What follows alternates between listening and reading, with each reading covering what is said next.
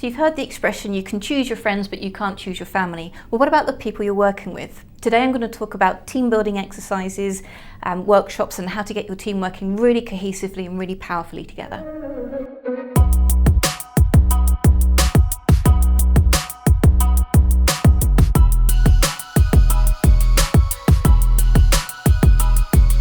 Having a great team around you can make the difference between success and not succeeding or not getting to where you want to be.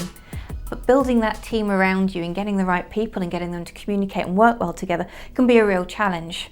Now, sometimes you get challenges around different personalities. They might have a clash or a flare-up, or you might find you've got a bit of a them and us mentality between two different teams or two different departments. Sometimes what might start out as a little bit of friendly competition turns into something a little bit more sinister. And even if you don't have those clashes and flare-ups that I mentioned earlier, you can often have a bit of an undercurrent or underlying friction within the team as well. So if you think about it, you've heard the expression, you can choose your friends but you can't choose your family. You actually spend more time with the people at work than you do with your family. So the people that you are working with are very, very important, but quite often the different people within your team haven't chosen who they're working with. So it really is that family kind of mentality.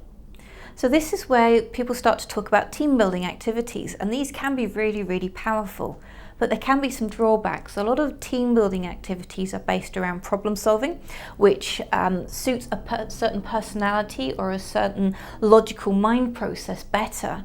And quite a lot of the problem solving or team building activities are also very physical, which means that starts to exclude certain personalities and people as well. So a lot of team building activities can actually enhance the differences or make that void between people even wider, and it can actually exclude people from the team building activities. So you need to choose your activities and work out what you're going to do very, very carefully. One of the most powerful team building activities you can hold is a DISC personality group session. So the group session is looking at DISC, how it works. So hopefully you've seen my other videos on the four major DISC personality types, what it means, how you work with those people, how you communicate with them. So we go into that in more detail and we talk this through as a group and as a team, and people start to either identify themselves, their traits, how they communicate, and they start to laugh at themselves a bit. They notice other people, and there'll be somebody in the team that everyone has always struggled to communicate with a little bit. And the last one I did, it was great, and there's one chap and he knew what his challenge was and everybody else knew what it was, but suddenly we had the language and the tools to talk about it. So we talk about the different styles, what they mean, how they work, and then we plot the group out on a chart. So all the different team members, where they sit. So by this point we understand what the strengths are of each personality type, what the potential weaknesses are, how to communicate better with them.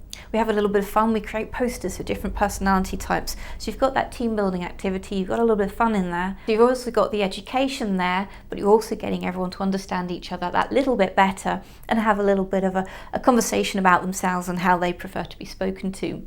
Each DISC report has a little bit on there that just says, when you're speaking to Caryn, you should do this and don't do that. Make sure you're prepared, make sure you've got your facts and figures, keep the conversation to brief, for example. And then it's always rather fun to say, just stick that above your head next to your desk. And when anybody comes over to you, they know how to talk to you, for example. So the team building DISC profiling is great fun. It gets a great team activity, takes 3-4 hours, plots everybody out, they all know where they are, and they get to learn a bit more about DISC profiling, which means that they can help themselves, yes, with their inter-team communications. It helps the salespeople when they're talking to different types of potential customers. It helps customer services deal with the customers, and it helps anybody who's talking to somebody outside of the business, whether it's suppliers, customers. So the DISC workshop is a really, really strong tool for your business.